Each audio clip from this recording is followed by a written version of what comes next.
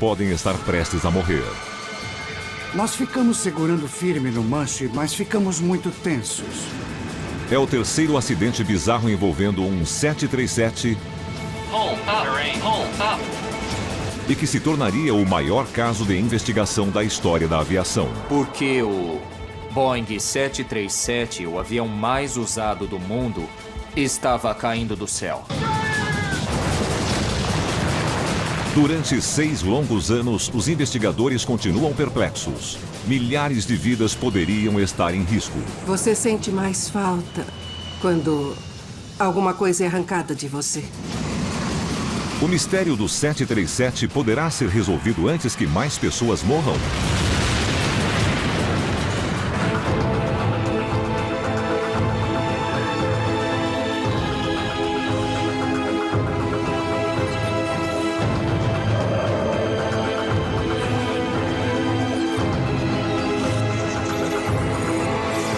Catástrofes aéreas, o mistério do 737.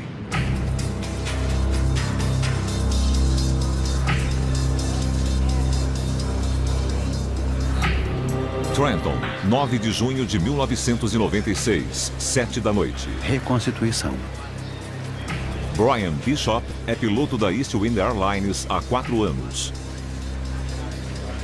Aquela era a noite perfeita para voar e a última em que eu esperaria ter algum atraso ou problema. A tripulação foi escalada para voar até Richmond, na Virgínia.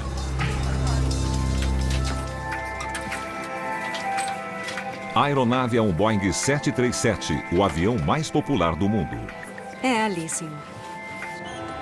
Voo 157 da Eastwind, decolagem liberada. Obrigado, torre. Voo 517, saindo. Na cabine com o comandante está o copiloto Spencer Griffin.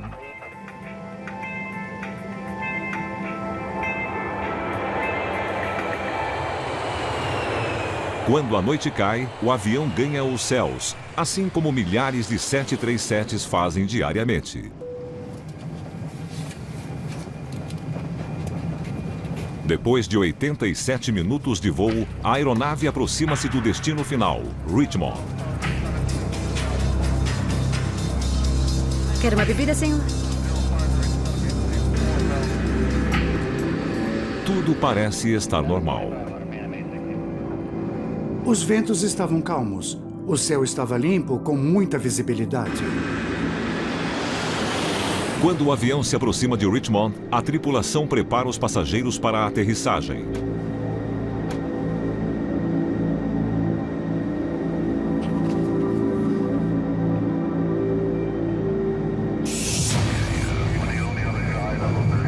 Mas o avião enfrenta uma turbulência.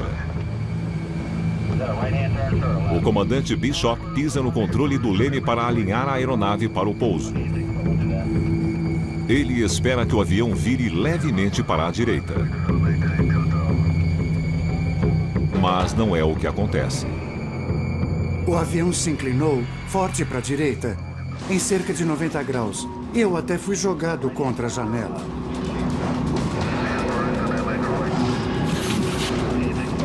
O avião vira muito além do que Bishop comandou.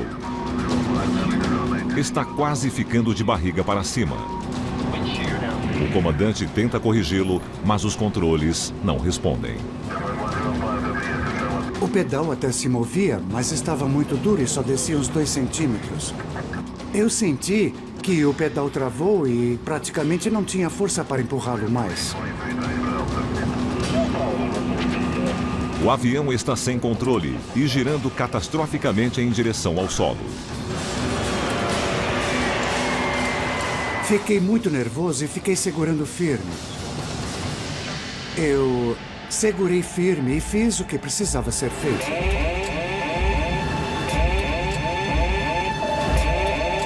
Ele luta com os comandos, mas nada do que faz impede que o avião continue girando para a direita. Brian sabe que está a poucos instantes de um impacto.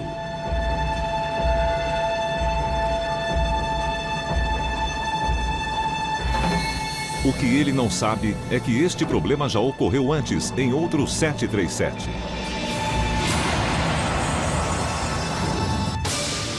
3 de março de 1991, voo 585.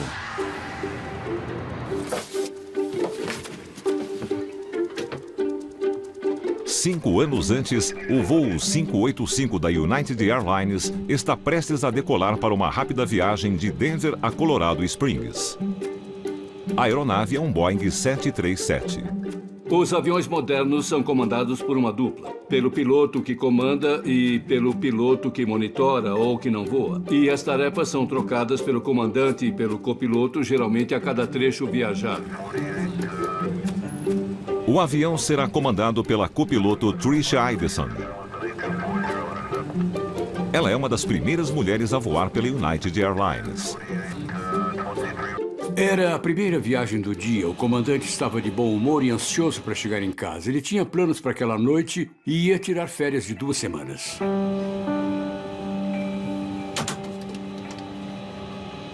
Durante a rota, a aeronave passará por cima das montanhas rochosas. 585, liberado para decolagem. Como aquele voo era muito curto, o gravador da cabine de comando, que grava no mínimo meia hora, gravou toda a conversa antes da decolagem. E o tempo todo, a tripulação foi sempre muito profissional. Sabemos que o comandante realizou um teste dos controles de voo, especificamente dos pedais do leme. Ele é obrigado a testar se os pedais estão funcionando bem, e ele testou. Está no gravador da cabine. Terrenos montanhosos costumam criar turbulência no ar. Os 25 passageiros a bordo já esperam alguma trepidação na viagem. Senhoras e senhores, se voam sempre por essa rota, sabem que podemos pegar um pouco de turbulência, mesmo com tempo bom como hoje. Na cabine de comando, o clima é descontraído. Nada é estranho para o comandante. Ele falou sobre o clima, conversaram sobre turbulência e falaram sobre como iam se preparar para o pouso. Senhoras e senhores, estamos em altitude de cruzeiro a 11.000 metros. E agora temos uma vista fantástica das montanhas rochosas nas janelas à direita da aeronave.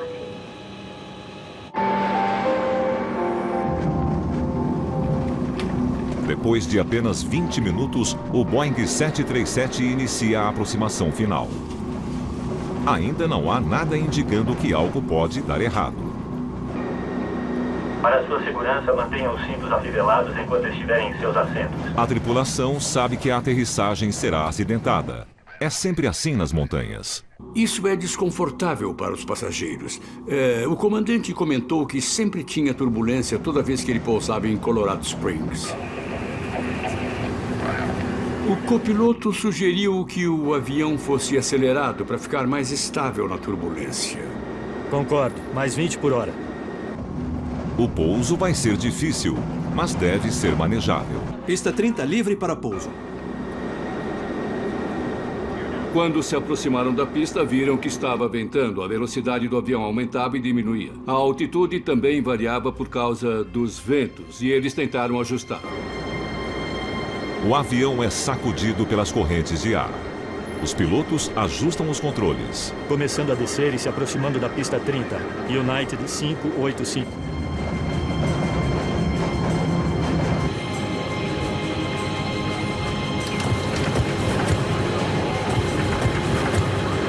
O comandante estava pensando se ia ou não pousar em segurança.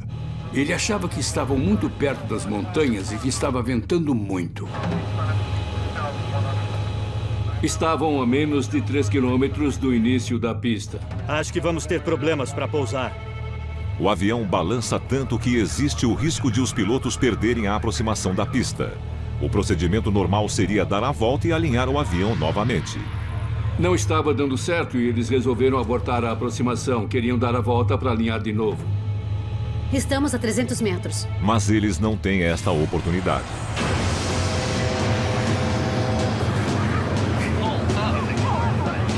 Sem aviso, a aeronave começa a girar. O avião inclina-se violentamente para a direita. Está muito baixo.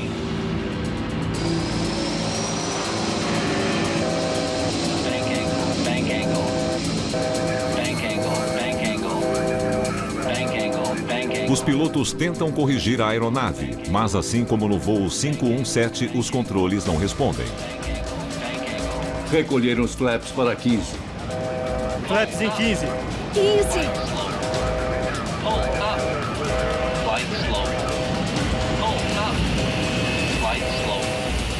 Começaram a aumentar a potência e recolher os flaps.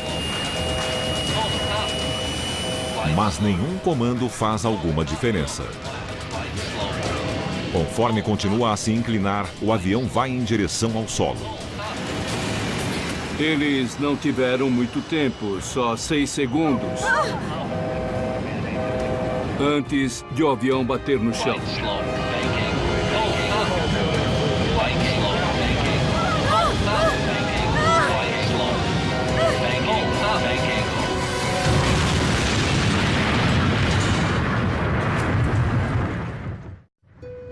The 737 was only a few miles south of the Colorado Springs airport, coming in for a landing when it plunged from the sky, smashing into a small park surrounded on 3 sides by houses and apartments. Março de 1991.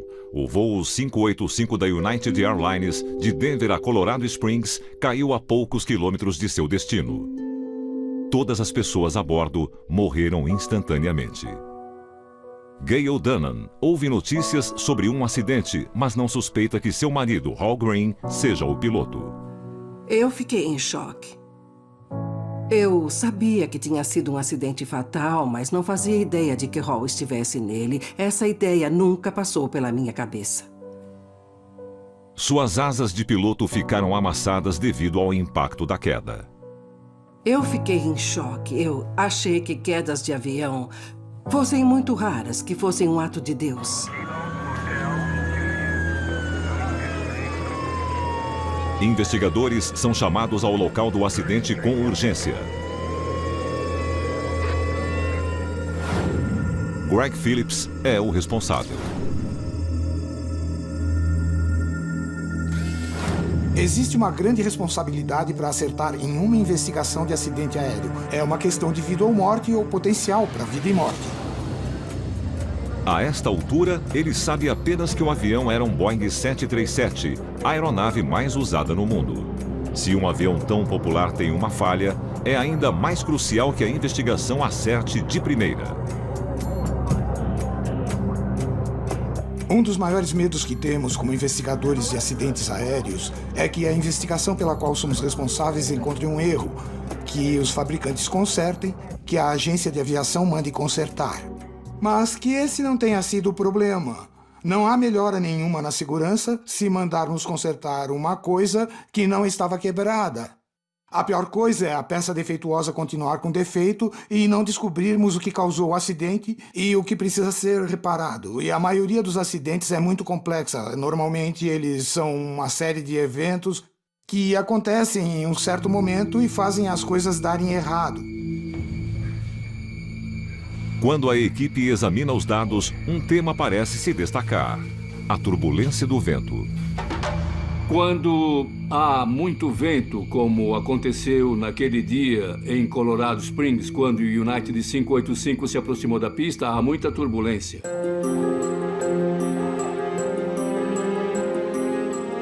A região ao redor de Colorado Springs é famosa por um tipo específico de turbulência causada pelas ondas de montanha. Direção do vento. Correntes de ar rápidas que passam acima das montanhas geram uma série de redemoinhos verticais e vórtices. Eles podem ser fortes o bastante para virar um avião pequeno, mas seriam suficientes para virar um 737? Quando se aproximaram da pista, eles pegaram uma rajada de vento. Somente isso não explicaria o desastre. Os pilotos são treinados para lidar com este tipo de turbulência. Tem que haver algo mais.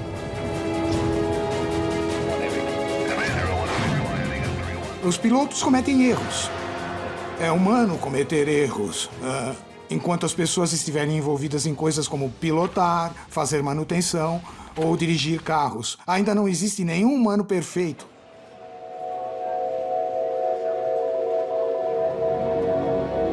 Mas depois de uma investigação com quase 2 anos de duração, a equipe de Philip conclui que nem a turbulência do vento e nem um erro humano explicam o acidente.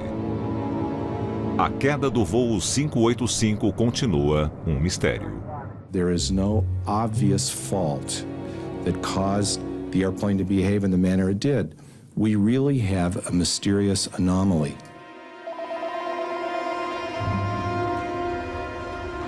O voo 585 foi uma vergonha para o Conselho de Segurança dos Transportes.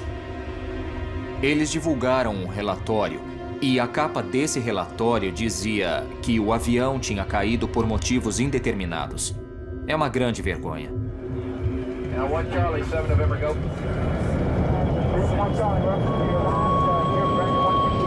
Durante os anos seguintes, o Boeing 737 continuou sendo a aeronave mais popular do mundo. O mistério do voo 585 foi silenciosamente arquivado. Mas os parentes das vítimas ainda tentam entender o que aconteceu. Os momentos em que mais sinto falta do Hall são as festas de formatura, são os casamentos. Ele não pôde ver o nascimento do neto, da neta. Isso realmente mudou meu ponto de vista e eu fiquei muito mais consciente sobre acidentes de avião e as suas causas. A maior preocupação é que sem uma causa definitiva, ninguém pode ter certeza de que não há algo muito errado com o avião de passageiros mais popular do mundo. Pode haver outra catástrofe esperando para acontecer. 9 de junho de 1996, voo 517. 1996. 5 anos depois, outro 737, o voo 517 da East Wind Airlines, gira sem controle sobre Richmond, na Virgínia.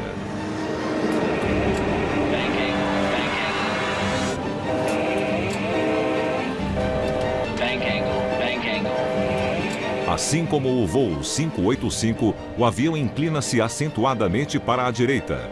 O comandante Brian Bishop está lutando com os controles. O avião ficou praticamente na vertical, virado, desse jeito. E eu não conseguia trazer o avião de volta para a horizontal.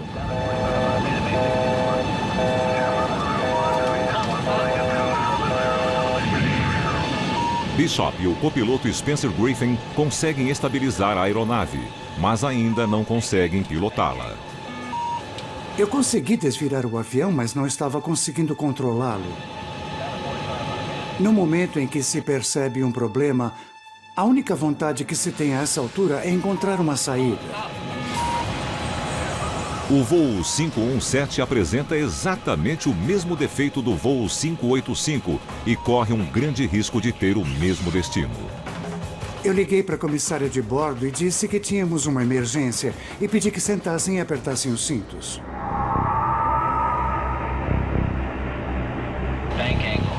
E então, tão inesperadamente quanto travaram, os controles do leme destravam. Eles voltaram ao normal sozinhos. Não foi nada que a gente fez.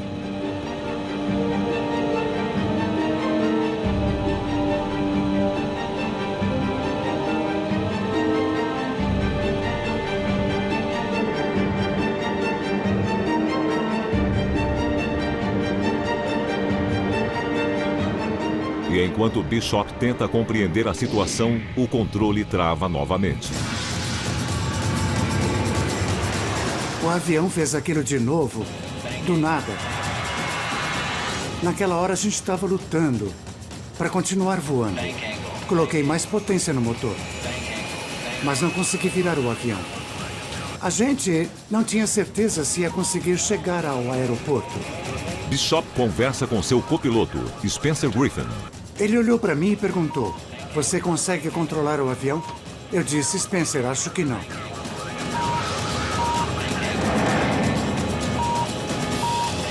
Eu falei: "Precisamos ir para longe das casas e dos prédios."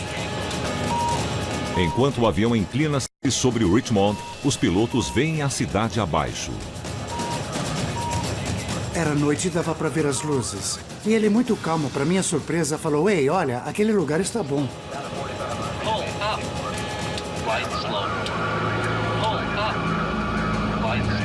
Eles estão a momentos de um desastre.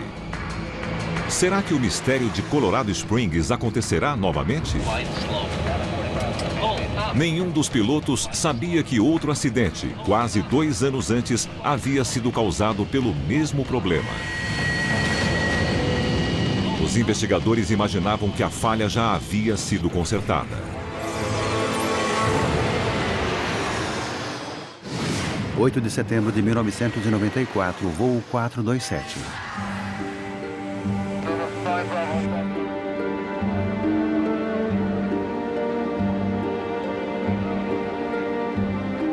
8 de setembro de 1994, Lee Weaver está em um voo de Chicago a Pittsburgh, voltando para casa e para sua esposa e filha.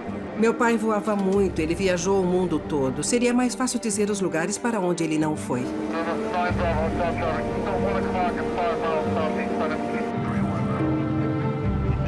Na cabine de comando, Peter Germano e Chuck Emmett. Há 127 passageiros a bordo. O voo US Air 427 também é feito em um 737. A aproximação de Pittsburgh foi normal. Tudo foi rotineiro. O avião estava em piloto automático. Não me deram informação de conexão nem nada. Sabe para qual portão a gente vai? Ainda não. Voo 427, reduza a velocidade a 390 por hora. Mantenha FL 100. Sempre pedem para reduzir muito aqui.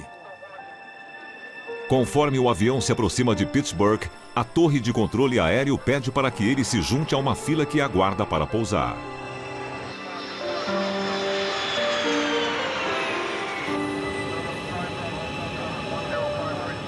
US Air 427, curva à esquerda. Proa 100, tráfego à direita.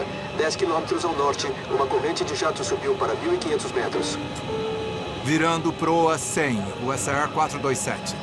Os pilotos reduzem a velocidade a 350 km por hora, o mais lento que o 737 é capaz de voar sem entrar em stall. Eles configuraram o avião, ajustaram os slats e os flaps para poderem voar em segurança à velocidade de 350 por hora. Deveria ser mais uma aterrissagem de rotina. Eles ouviram os controladores de tráfego falando com outros aviões. Tudo estava normal. Ouvi meu irmão dizer que ele conseguia imaginar meu pai fechando a mesinha do assento, guardando sua pasta, mastigando o último pedaço de gelo do copo.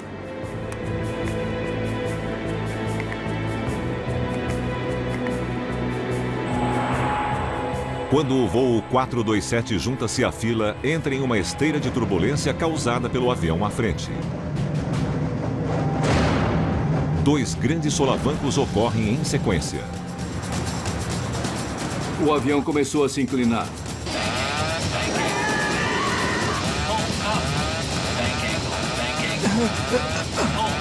O copiloto Emmett tentou impedir. Mas os controles não respondem. E o avião continuou a virar para a esquerda. Alguma coisa estava errada. O que era? O comandante falou: segura. Oh, segura! Segura. Segura. Segura! De repente, o sistema que vibra o manche desligou.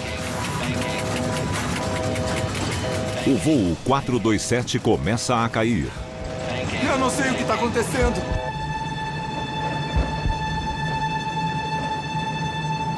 Lee Weaver está no assento 32A. Eu imagino que ele estivesse pensando na esposa, nos filhos, nos netos. Quem quer que estivesse ao lado dele. Ele deve ter tentado ajudar.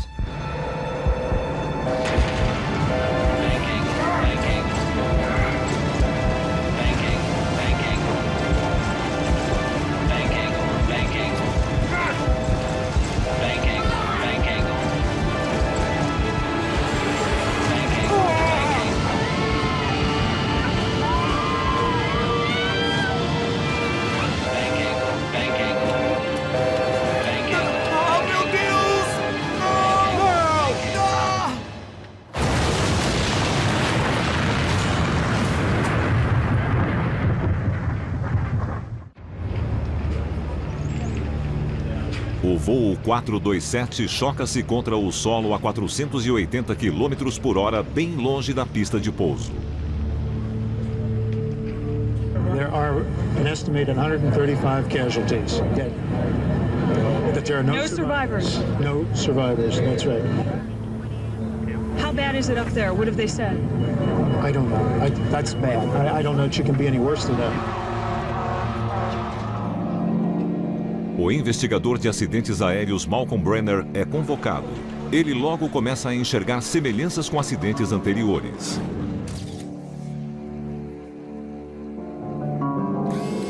As pessoas começaram a lembrar de Colorado Springs e, numa análise fria, esse foi outro 737 que começou a se inclinar e acabou não se recuperando. Brenner recebe a ajuda de outros 2 investigadores. Greg Phillips, responsável pela apuração do acidente de Colorado Springs, e John Cox, um membro-chave da equipe de Greg. Quando cheguei ao local, estava escuro. Eu via um brilho laranja à distância. E quando olhei ao redor, percebi que tinha sobrado pouca coisa do avião. Eu vi restos dos corpos dos passageiros nas árvores. Comecei a andar num terreno mole e percebi que estava cheio de combustível. Era uma combinação de coisas muito ruins. Ninguém podia sobreviver àquilo. O avião bateu com muita força. A prioridade são os gravadores de dados do voo. A primeira tarefa da equipe é traçar um paralelo entre este acidente e o desastre de Colorado Springs. Os eventos nos aviões e as próprias aeronaves eram muito similares.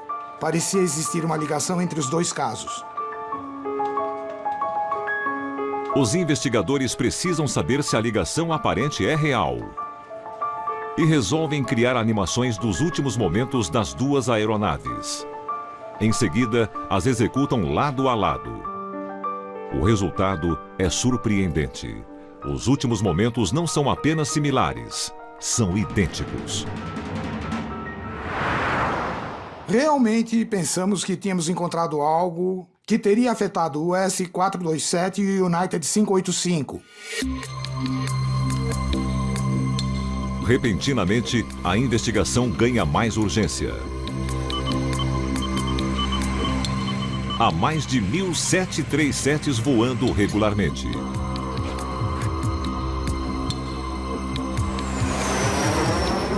Esta falha poderia afetar todos eles?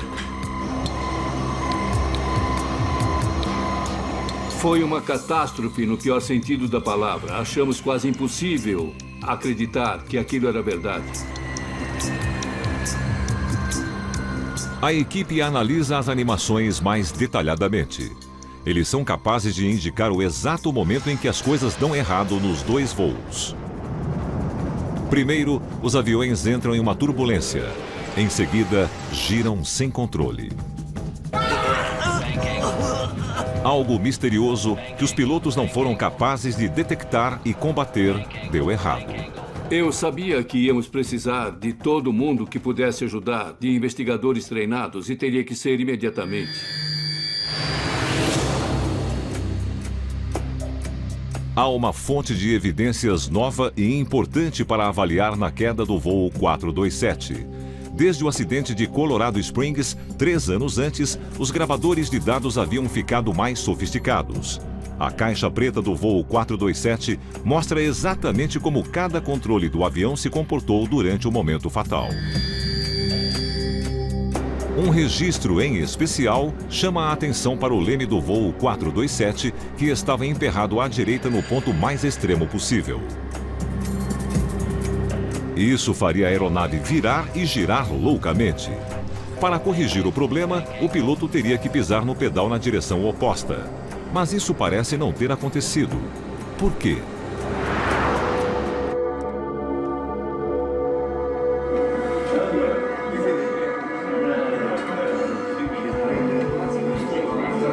O gravador da cabine de comando do voo 427 traz uma pista vital. O copiloto que estava no comando não disse muita coisa, mas deu 2 pequenos grunhidos.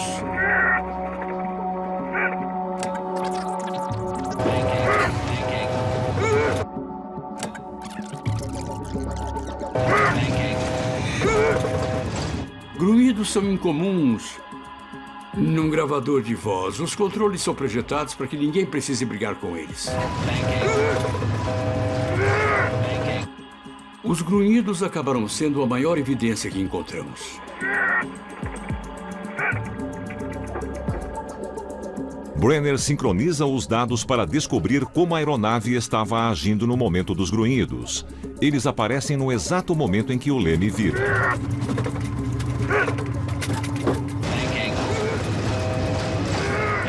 Brenner teve uma ideia.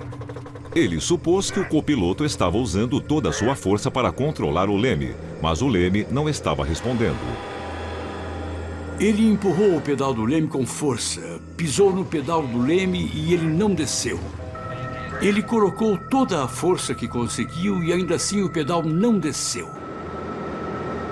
Os grunhidos do copiloto sugerem que, apesar da falta de evidência física, pode ter ocorrido uma falha mecânica. A equipe examina o mecanismo que move o leme de ponta a ponta. Ele é baseado em um motor hidráulico conhecido como servoválvula. O fluido hidráulico entra e essa válvula vai para frente e para trás, com base nos comandos dos pedais do leme. Se a servoválvula falhar, o leme pode ficar emperrado. Os investigadores testam um sistema idêntico em todas as condições imagináveis. Mas ele não emperra, nem funciona mal. Foi frustrante porque nenhuma causa era descoberta. Tudo parecia ser padrão. O sistema do leme parecia estar funcionando normalmente. Eles têm uma teoria para o acidente, mas nenhuma prova sólida.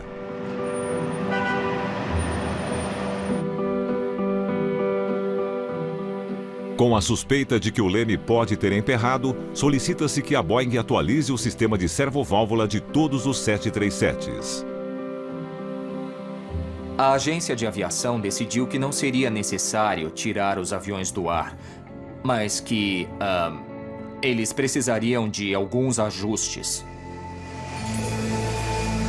Se a servoválvula for mesmo o problema, as inclinações inesperadas não devem mais ocorrer. Mas não é o que acontece. 9 de junho de 1996, voo 517. 2 anos depois, nos céus de Richmond, na Virgínia, o voo 517 da East Wind Airlines parece ter se deparado com o mesmo problema. Apesar do ajuste na servoválvula, o leme trava e o comandante Brian Bishop não consegue soltá-lo, não importa o que faça. Outro 737 está virando sem controle. É uma emergência. Bishop teme por sua vida e pelas vidas de seus 48 passageiros. Nesse momento você entra em modo de sobrevivência. Não, você não vai fazer isso comigo. Você está muito ocupado para ter medo nessa hora. Eu vou pousar esse avião.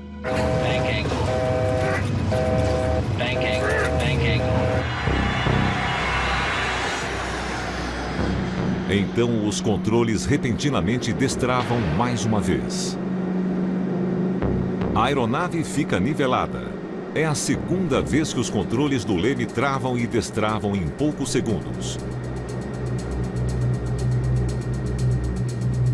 Bom, mas eu não fiquei aliviado, não. Não tive tempo para analisar a situação e tentar achar uma saída.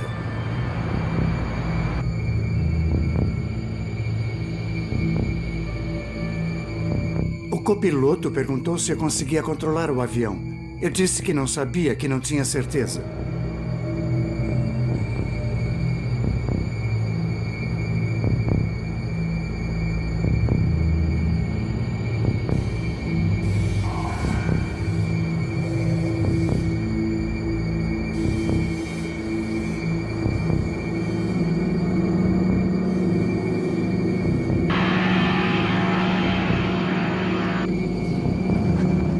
minutos depois, o voo 517 aterrissa em segurança em Richmond, na Virgínia. Aquela foi a pior e a parte mais longa de todo o incidente.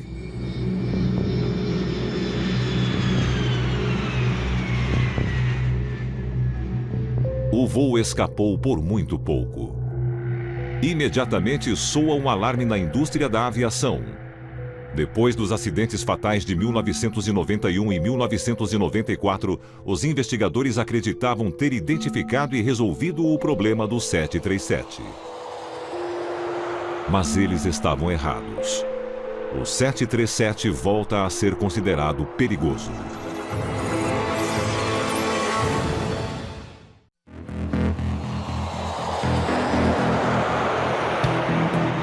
Richmond, Virgínia. O voo 517 que partiu de Trenton escapou por pouco de um acidente. 2 vezes, enquanto o avião descia, os controles do leme travaram e a aeronave inclinou-se para a direita. A investigação do motivo da pane começa imediatamente. Na manhã seguinte, eu recebi uma ligação do Conselho Nacional de Segurança dos Transportes que me chocou. Eu não estava pronto para aquilo. Mas eu entendi, conversando com o conselho, que eles estavam relacionando essa pane aos acidentes da United e da US Air. Aí eu vi que era muito importante. Para os investigadores, parece se tratar de uma boa oportunidade para descobrir o que há de errado. Assim que o voo 517 terminou e o avião pousou em Richmond, tínhamos a tripulação, tínhamos a unidade de controle do leme para testar e as informações do gravador de dados. Era o evento que nós procurávamos há vários anos. O pouso de emergência do voo 517 levanta uma questão. Por que a aeronave se salvou enquanto as outras não conseguiram? Havia uma diferença crucial: velocidade. Tanto no voo de Colorado Springs quanto no de Pittsburgh, a torre solicitou que os pilotos reduzissem a velocidade para pousar. Sempre pedem para reduzir muito aqui. Foi então que as aeronaves começaram a virar sem controle. No caso do leme, ele controla a guinada à direita e à esquerda. Esse movimento afeta a asa e gera a inclinação como efeito secundário. No caso do US Air 427, o leme travou no limite e o avião se inclinou.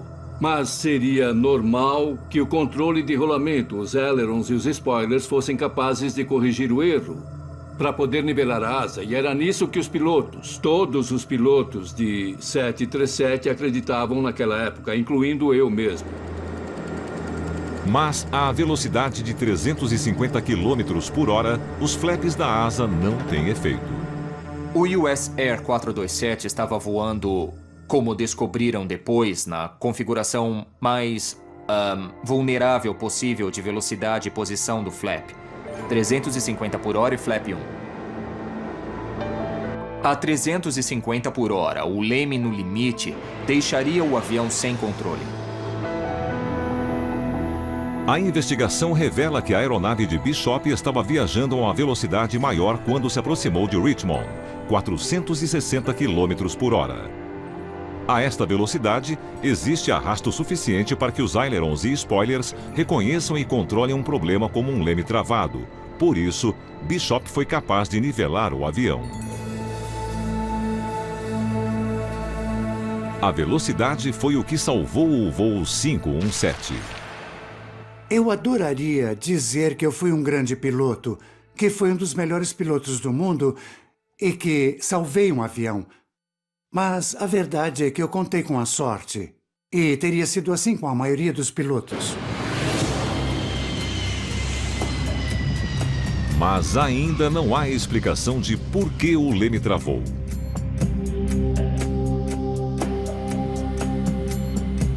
Durante vários anos, os investigadores não tiveram sucesso. Nada do que fizessem parecia reproduzir a falha mecânica. O mistério da servoválvula do 737 transformou-se em uma das investigações mais longas da história dos acidentes aéreos dos Estados Unidos. Até que, após milhares de testes, eles tentam algo novo: e simulam o que aconteceria com a servoválvula se ela passasse por extremos de calor e frio. Nós superresfriamos a unidade de controle do leme e depois nós inserimos um fluido bem quente nela. Fizemos isso com base no fato de que quando o avião voa, a unidade é resfriada. E se houver um superaquecimento em um sistema hidráulico, algum fluido quente pode vazar. Eles simulam um leme movendo-se de lado a lado. E estavam ouvindo um clique e um ruído. Clique e ruído. Era o barulho da válvula na simulação, indo para a esquerda e para a direita. Clique, ruído. Clique. Finalmente, algo acontece. E aí ela congelou e travou. Era o que eles não foram capazes de encontrar por 3 anos.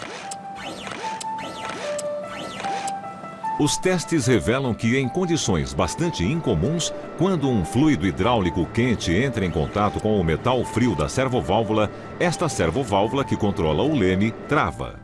Depois, quando as condições mudam, ela destrava. Foi meio sem explicação, porque quando o leme travou, não houve necessariamente um barulho ou qualquer outra coisa no metal que indicasse o que aconteceu.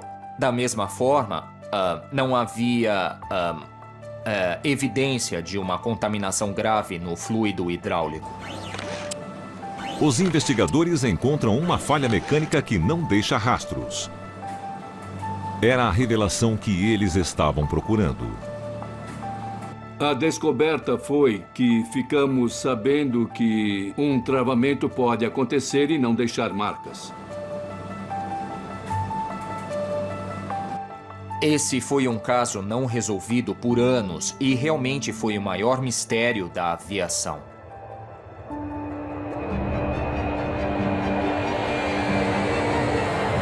Desde 1996, na esteira desta investigação, a Boeing tem modificado e atualizado continuamente o mecanismo de controle da servoválvula do leme. Desde que Brian Bishop escapou de um acidente nos céus da Virgínia, outros 3.500 737s tomaram os ares. Nenhum deles sofreu um acidente devido a problemas no leme. Como resultado dos reparos que foram feitos, não tivemos mais relatos de qualquer anormalidade ou dificuldade com o leme. Parece que o problema foi resolvido. Versão brasileira, Vox Mundi.